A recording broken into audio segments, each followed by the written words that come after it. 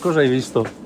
Sono appena venuto in magazzino con Leo a cercare proprio questa confezione di motore, che c'era un motore per un progetto. Già avevo sgamato un topolino perché si vedono le impronte e una volta aprendo anche questo l'avevo trovato. Ora stavo prendendo questa scatola e c'era solo il motore qua dentro. Come fanno a esserci delle foglie?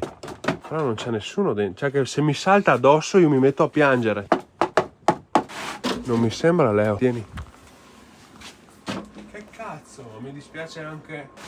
Mi metto a piangere anche se troviamo dei cuccioli che hanno fatto. Cosa hai visto?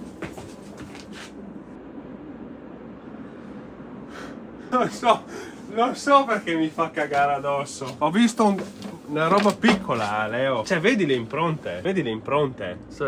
Porca dobbiamo vedere i motori, signor Topo! Cosa cazzo? Io non le ho messe lì quelle robe. Cioè, lo vedi? Guarda, vedi sto tessuto qua? È qua. Sta malissimo, se l'è portato fino a là. Cosa cazzo? È un architetto questo? Sì, ma poi c'era l'asse di legno sopra, quindi è passato solo dal buco lì davanti per O da entrare. dietro. O da dietro, ma comunque figa, portarselo lì Ok, dentro. allora la prendo e la metto qua.